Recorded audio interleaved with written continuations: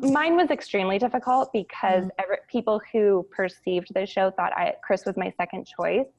And it was so disheartening because I'm not going to like argue. Like I felt like I had to be defensive and I had to like stand up for this relationship. And then I realized like it's the only thing that matters is me and Chris and our friends and family. But it was so hard, you guys, like, because Reality Steve had never had any, like, he had it wrong. And so everyone, I want to say this, because if you listen to reality or you get the spoilers before you watch the show, you are already preconceived. You're already going to have preconceived notions of what you're watching. And you're already going to have, like, you're only going to focus on those relationships. Yep. And that's what happened. And of course, you know, a lot of Chris was hidden, but at the same time, everyone was watching, only waiting for one scenario to happen.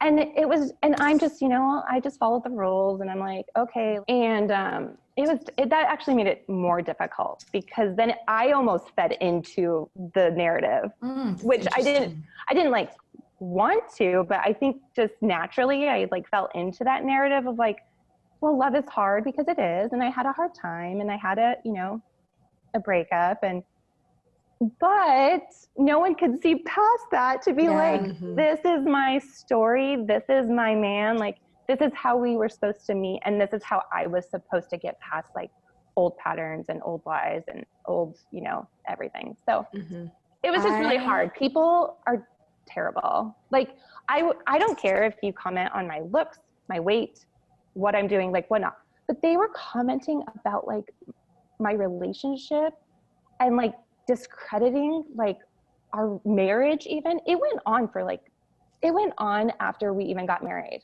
and it was appalling. Yep. And then I did see a dip in where around 2016, I think, is when people were like, okay, I get it, like I don't need to be so mean. Yeah. And then I feel like you get another dip up in 2020 because people are crazy. And they just have so much extra time on their hands. I will tell you, Des, I had a very similar season to you. Yeah, I remember. And I was like... Yeah. And it is tough. And I wish I didn't watch The Bachelor before I was on it, like similar to you.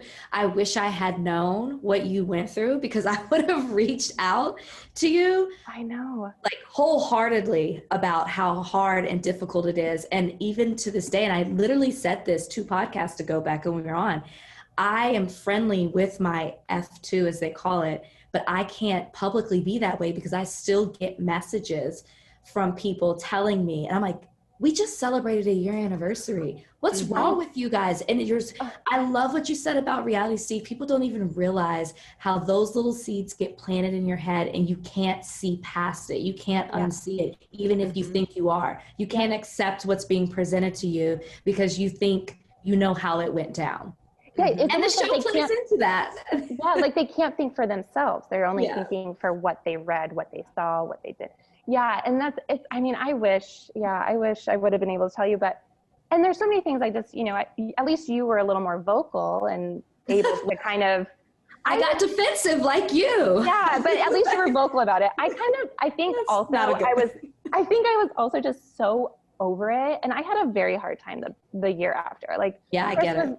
Chris was my rock. He just doesn't care. He's like, whatever, I'm so confident. Can I ask you too, though, did you think that, and this is what I felt, oh my God, is Brian or Chris for you going to think that I didn't really want to be with him? I was like, is this public opinion going to jeopardize my truth in my relationship? I was terrified. And like Brian was very strong, but you think, is doubt going to start creeping in for them? Are they going to start believing these rumors too? Thankfully, it worked out for both. Yeah.